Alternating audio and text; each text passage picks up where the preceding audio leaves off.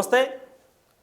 తెలంగాణ రాష్ట్రంలో 10 సంవత్సరాల పరిపాలన తర్వాత చాలా చాప కింద నీరులా ఒక ఉద్యమం కొనసాగింది. అంటే పెద్దగా బహిరంగంగా వచ్చి రోడ్లెక్కి ధర్నాలు చేపట్టకపోయినప్పటికీ రాజకీయాల్లో ఒక కుదిపేసిన ఉద్యమం అది బీసీల ఉద్యమం. గతంలో ఏ రాజకీయ పార్టీ అది బీజేపీ కానీ కాంగ్రెస్ కానీ బీఆర్ఎస్ కానీ ఏ రోజు కూడా బీసీలకు టికెట్లు ఇస్తామని కానీ బీసీలకు సంబంధించి ప్రాధాన్యత ఇస్తామని మాట్లాడిన దాఖలాలు. కానీ ఇటీవల కాలంలో బీసీ నినాదం ఎత్తుకునే అన్ని పార్టీలు కూడా అంటే దానికి కేవలం బీసీలో ఒక చాప కింద నీరులాగా సాగే ఉద్యమం. అయితే జనాభా ప్రాతిపాదికన సుమారుగా భారతదేశ వ్యాప్తంగా తెలంగాణ రాష్ట్రంలో కూడా కావచ్చు 60 నుంచి 70% వరకు బీసీ జనాభా ఉన్నప్పటికీ వారికి రాజకీయాల్లో అవకాశం లేదు. ఒకవేళ అవకాశం వచ్చినా కూడా నామమాత్రంగా వాళ్ళకి ఒక కింది స్థాయి వరకు మాత్రమే తప్ప పై స్థాయికి వెళ్ళే ప్రయత్నం కానీ అవకాశం కానీ ఏ పార్టీ కల్పించలేదు. దానికి కారణం అగ్రవర్ణ కులాలకు సంబంధించి ఆధిపత్య చెలాయింపు కావచ్చు, ఆర్థిక అంశాలు కావచ్చు. ఒకవేళ ఆర్థిక అంశాల్లో వాళ్ళకి తోడుపాటు అందించినప్పటికీ బీసీలను ఎదగనీయకుండా కొన్ని పార్టీలే కుట్రబన్ని వాళ్ళు అడ్డుకునే ప్రయత్నం చేశారు. సో ఆ ఉద్యమం ఇంకా కొనసాగుతుంది. దానికి మరొన్న 5 సంవత్సరాల కాలంలో మరో అసెంబ్లీ ఎన్నికలు వచ్చేంత వరకు మరింత తీవ్ర స్థాయిలో వచ్చే అవకాశం డెఫినెట్గా ఉంటుంది. కానీ ఇప్పుడు ఆశ్చర్యం వేస్తున్న ఒక అంశం ఏంటంటే గతంలో ఏ బీసీలను అయితే అణచివేసిన పార్టీలు ఉన్నాయో ఆ పార్టీలకు సంబంధించినటువంటి నాయకులు కూడా బీసీల ఉద్యమం చేపడుతున్నారు. ఇటీవల కాలంలో మనం చూస్తే భారత జాగృతి దానికి అధినేత్రిగా ఉన్నటువంటి కల్వకుంట్ల కవిత గతంలో ఎంపీగా ఎమ్మెల్సీగా ఏకంగా తన కుటుంబం మొత్తం కూడా తెలంగాణ రాష్ట్రంలో ఏ రకంగా ఆధిపత్యం చెలాయించి పలు పదవుల్లో అధిరోహించారో అందరం చూసినాం. సో ఇన్ని రోజులుగా లేనటువంటి బీసీ ఉద్యమం చాలా కొత్తగా కవిత బీసీ ఉద్యమాన్ని లేవనెత్తడం అందరిని ఆశ్చర్యానికి గురి చేస్తున్నట్టు కూడా బీసీ నాయకులు తన ఆశ్చర్యానికి వ్యక్తం చేస్తున్నారు. ఏకంగా 10 సంవత్సరాల అధికారంలో ఉంది. ఒక్క కలం పోటుతోని అనేక సమస్యల పరిష్కారం అయ్యేది. కానీ అది సాధ్యం కాకుండా అది చేయకుండా కాంగ్రెస్ ప్రభుత్వం ఒక ఉద్యమాన్ని తెరదీసింది. అది ఏమంటున్నారంటే పూలే విగ్రహాన్ని అసెంబ్లీలో ఏర్పాటు చేయాలని ఒక ఉద్యమాన్ని కవిత తెరదీయడం అనేది అందరిని ఆశ్చర్యం గురి చేస్తోంది. మాట్లాడదాం ఇదే అంశాలకు సంబంధించి మనతో పాటుగా తెలంగాణ ఉద్యమకారిణి సీనియర్ పొలిటీషియన్ ఇందిరా శోభన్ గారు ఉన్నారు. నమస్తే అక్క. నమస్తే. ఏంటి మీతో పాటుగా ఉద్యమంలో క్రియాశీలకంగా మీరు ఒకప్పుడు తెలంగాణ జాగృతిలో మెంబర్గా ఉన్నారు. సో మీకు అధినేత్రి అంటారా లేకపోతే మీకు మార్గ నిర్దేశకురాలంటారా ఏమంటారా కానీ మీ ఇష్టం. అది కవిత ఉద్యమం చేపడుతుంది. బీసీలకు సంబంధించి న్యాయం చేయాలి, ఒకటి 42% రిజర్వేషన్ కల్పించాలి, ఆ తర్వాత పూలే విగ్రహం ఏర్పాటు చేయాలి, మరొకటి 3 నినాదాలతోని కవిత ముందుకు వెళ్తుంది. బీసీల ఉద్యమాలకు తను ఒక ప్రతీకగా నిలిచే విధంగా ప్రయత్నం చేస్తున్నట్టు కనిపిస్తోంది. ఇది నిజమంటారా? ఇది మంచి కోసమా దేనికోసం? సంకేతాలు ఏంటి? తెలంగాణ రాష్ట్రంలో ఇవాళ మిగిలినటువంటి కీలకమైన ఉద్యమం ఓన్లీ బీసీ ఉద్యమే. ఇంకా వేరే ఉద్యమాలు ఏం లేవు ఇప్పుడు రాష్ట్రంలో దేశంలో కూడా లేదు. కాబట్టి దీనిని ఓన్ చేసుకోవాలన్నది ముందే ఆమె పసిగట్టింది. కాబట్టి ఇప్పుడు ఆమెకు ఎగ్జాక్ట్లీ అంటే ఆమెకు తెలుసు ఎప్పుడు ఏ స్టంట్ ఎప్పుడు మూయాలి. తండ్రిని మించిన బిడ్డ కాబట్టి ఆమె చాలా దాంట్లో అదిగా ఉంటుంది. ఇవాళ బీసీలకి సంబంధించి బీసీ ఉద్యమాలకు సంబంధించి మాట్లాడేటువంటి నైతిక హక్కు కవితకుందా? ఫస్ట్ ఆమె ఆత్మపరిశీలన చేసుకోవాల్సిన అవసరం ఉంది. ఎందుకు అనంటే నువ్వు ఎప్పుడు ప్రతిపక్షంలో ఉంటే నీకు ఇవాళ అవకాశం ఉండేది మాట్లాడడానికి. కానీ నువ్వు 9.5 సంవత్సరాలు అధికార పక్షంలో ఉన్నావు, అధికారంలో ఉన్నావు, కీలకంగా ముఖ్య భూమిక పోషించిన ముఖ్యమంత్రి కూతురిగా మహిళలు అంటే ఈ రాష్ట్రంలో కేవలం కవిత తప్ప వేరే వాళ్ళు లేరు అనే విధంగా ఒక విజువలైజేషన్ మీరు ఇచ్చారు. ఏది మాట్లాడాలన్నా ఏ శాఖ గురించి మాట్లాడాలన్నా మీరే మాట్లాడినారు. కాబట్టి ప్రజలు మిమ్మల్ని ఇంటికాడ కూర్చోబెట్టినారు. ఇవాళ ఇదే బీసీలకి సంబంధించి ఆమెను నేను ఒక ప్రశ్న సంధించాలనుకుంటున్నా. నిజంగా ఆమెకి ఏమాత్రం చిత్తశుద్ధి ఉన్నా ఆమెను మోసి భజన చేసేటువంటి వాళ్ళైనా ఇవాళ ఆమెతో పాటు తిరుగుతూ బీసీల దుకాణం నడపాలి అని అనుకొని తిరిగేటువంటి బీసీ నాయకులకు కూడా నేను అడగదలుచుకున్నాను. వీళ్ళంతా టీఆర్ఎస్లో ఉన్నలో తిరుగుతారు, వేరే వాళ్ళు ఎవరు ఆమెతో తిరగట్లే. కాబట్టి వాళ్ళందరూ కూడా మీరు ఆత్మపరిశీలన చేసుకోండి, ఆత్మ వంచన చేసుకోవద్దని అడుగుతున్నా. ఎందుకంటే ఆమె స్వార్థం కోసం మిమ్మల్ని వెనకేసుకొని తిరుగుతుంది తప్ప ఆమెకు చిత్తశుద్ధి లేదన్నది గమనించాలి. ఒక్కనాడు కూడా సిగ్గు లేకుండా ఒక మాట ఏమనింది మొన్న, నేను 10 సంవత్సరాల్లో ఎన్నడూ పూల యొక్క విగ్రహం పెట్టమని అడగలేదు అనింది. మరి ఆ నాది అడగంది ఇవాళ ఎందుకు గుర్తొచ్చింది నీకు? ఎందుకు గుర్తొచ్చింది?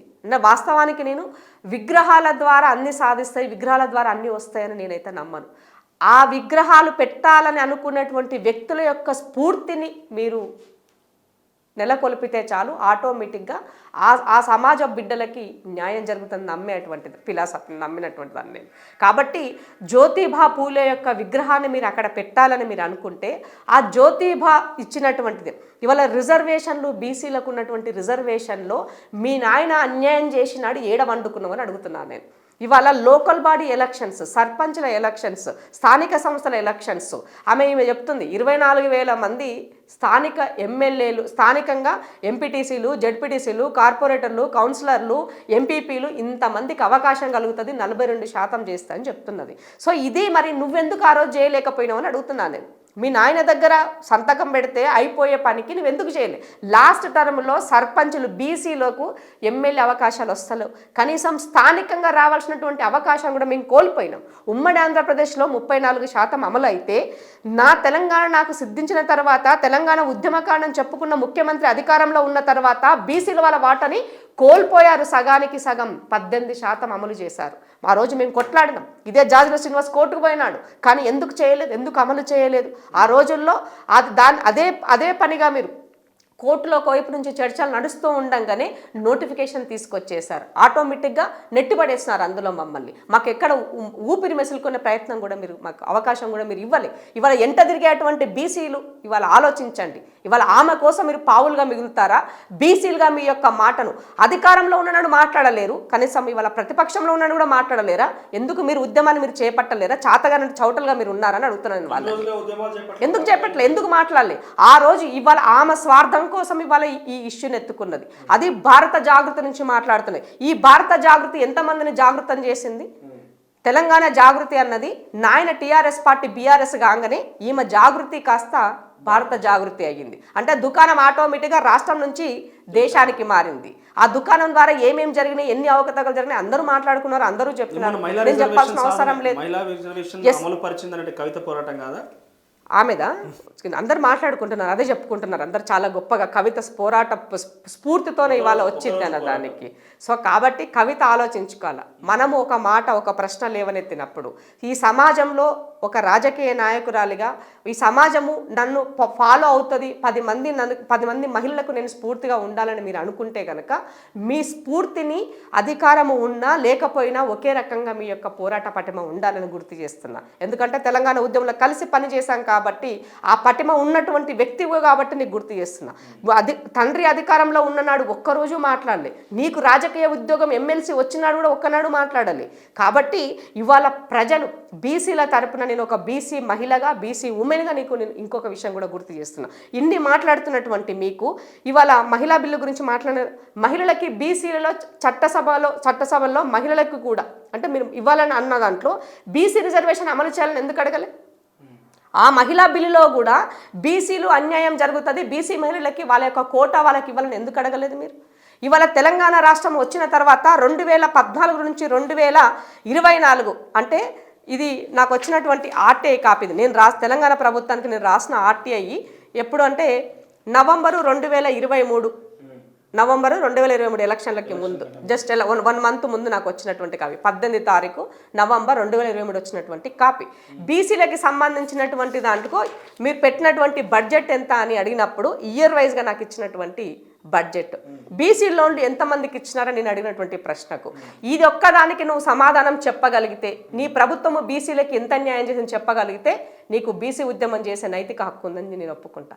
నీకు ఏమాత్రము సోయి సొప్పు ఉన్నా కూడా తెలంగాణ ప్రభుత్వంలో అంటే మీ నాయన టీఆర్ఎస్ ప్రభుత్వ పాలనలో ఉన్ననాడు 2014 నుంచి 2023-24 వరకు మీరు పెట్టినటువంటి కంప్లీట్ బడ్జెట్ ఎంత అనంటే నిధుల కేటాయింపు కేవలము 2139 కోట్లు నిధులు కేటాయించారు. బీసీ బడ్జెట్లో కేటాయించినవి. తర్వాత ఖర్చు చేసింది దీనికి అంటే విడుదల చేసింది 1126 కోట్లు. 2139 కోట్లు కేటాయిస్తే సగం విడుదల చేసింది సగం 1126 కోట్లు. మరి ఇందులో ఖర్చు చేసింది మొత్తం ఎంత? 661 కోట్లు. 661 crore 2014 to 2023-24 అంటే 9.5 సంవత్సరాల కాలంలో బీసీలకి ఖర్చు చేసింది కేవలం 661,42 మాత్రమే. ఈ పాయింట్ నోట్ చేసుకోవాల్సిన అవసరం ఉంది బీసీ బిడ్డలందరూ కూడా. ఇవాళ ఇది నువ్వు బీసీలకు ఇచ్చినటువంటి మాకు ఇచ్చినటువంటి ఘనత. అదే అంటే ఇవాళ బడ్జెట్ కాంగ్రెస్ ప్రభుత్వం ఒక బీసీ డిక్లరేషన్కి ఎలక్షన్ల ముందు పెట్టినారు, చేస్తారు, పెడతారు. బడ్జెట్ ఇప్పుడే కదా మొదలయ్యింది, అంత ఉరుకులాట ఎందుకు నీకు? 9.5 సంవత్సరాల కాలంలో మా ముఖానికి ఇచ్చింది 661 కోటి. ఇవాళ బీసీలు సబ్సిడీ లోన్ల కోసం ఎన్ని దరఖాస్తులు చేసుకున్నారంటే తెలంగాణ ప్రభుత్వంలో 9.5 సంవత్సరాల కాలంలో 8,61,420 మంది బీసీ సబ్సిడీ లోన్ల కోసం అప్లై చేసుకురు 8,62,000. ఇక్కడ మీరు వాళ్ళు ఉన్నటువంటి ఆ కార్పొరేషన్ బీసీ కార్పొరేషన్ ద్వారా వాళ్ళు ఐడెంటిఫై చేసింది కేవలము 82,902. 1,00,000 మంది కూడా ఇయ్యలే మీరు. ఈ డేటా గుర్తు తెచ్చుకోండి. డేటా 2023 నవంబర్ 18వ తారీఖు డేటా. ఈ డేటా రీసెంట్ డేటానే, అధికారికంగా ప్రభుత్వం ఇచ్చిన లెక్క. సో మీరు ఖర్చు పెట్టింది మా మొహాలకు తగలబెట్టింది 660 కోట్లు. అంటే ఈ టోటల్ బడ్జెట్లో పెట్టినటువంటిది ఈ బీసీలకు ఇచ్చినటువంటి సబ్సిడీ లోన్లు ఇది అంతే. ఇంకా వేరే ఏమీ జరగలేదు గవర్నమెంట్లో అని అర్థం. ఇంకా అంతే కదా అర్థం. ఇక్కడ 661 అని ఇక్కడ చూపించారు, అదే ఇక్కడ చూపించారు. వేరే ఏమీ జరగలేదు బీసీలకి సంబంధించి. మీరు బీసీ బంద్ అని పెట్టినా కూడా ప్రజలు మిమ్మల్ని ఇంటికి ఎందుకు పంపించారంటే గిందికే పంపించారు. మాకు అన్యాయం చేశారు. రాజ్యాధికారంలో ఇవాళ వాటా ఇవ్వాల్సిన దగ్గర బీసీలకి వాటా ఇవ్వలేదు. బడ్జెట్లో పెట్టాల్సిన దాంట్లో బడ్జెట్లో పెట్టలేదు. బీసీలను మీరు మనుషులుగానే చూడలేదు. ఒక ఎంబీసీ కార్పొరేషన్ అని పెట్టి ఆ కార్పొరేషన్కి ఒక చైర్మన్గా తాడూరు సీన్ పెట్టి మీరు ఏమి ఇచ్చారు? ఎంత ఖర్చు పెట్టినారు? 6 కోట్ల. మీరు ఖర్చు చేసింది 6 కోట్ల. అంటే మీకు మొహాలని ఏడబెట్టుకుంటారు మీరు. ఇవాళ మీకు ఏ మొహం ఉంది మాట్లాడడానికి? రాజకీయంగా నేను బయట తిరగాలి, జనాల్లో కనబడాలి, ఎప్పుడు ఏదో ఒక మీడియాలో ఉండాలి అనడం కోసమే ఇవాళ నువ్వు ఒక ఉద్యమం చేస్తున్నావు తప్ప నీ లిక్కర్ కేసుని దాన్ని కంప్లీట్గా అంటే బీజేపీ వాళ్ళను మెప్పు పొందించడం కోసము. ఎస్, మీరు నా లిక్కర్ కేసుని జర అట్లా పెట్టండి, ఇప్పుడు ఏం కదిలించకండి, నేను కాంగ్రెస్ పైన పోరాటం చేస్తున్నా, నేను కాంగ్రెస్ని ప్రశ్నిస్తున్నా, కాంగ్రెస్ పైన ఉద్యమం చేస్తున్నా బీసీలకు సంబంధించి అని రేపు వాళ్ళని ప్రసన్నం చేసుకోవడం కోసమే వాళ్ళ కోసమే ఆమె స్టేట్మెంట్లు ఉన్నాయి తప్ప వేరే లేవు. మొన్న మధ్యప్రదేశ్ పోయింది. మధ్యప్రదేశ్లో వెళ్ళి మీటింగ్లో ఆడవి రాహుల్ గాంధీని విమర్శిస్తుంది ఆమె. నువ్వు ఎవరితో మాట్లాడాలా? బీసీలకు జనగణన చేయమని రాహుల్ గాంధీ అడుగుతున్నారు. మరి మీరేం చేయాలా? ఎస్, మీరు చేసే ఉద్యమానికి నా మద్దతు ఉందని చెప్పాలా?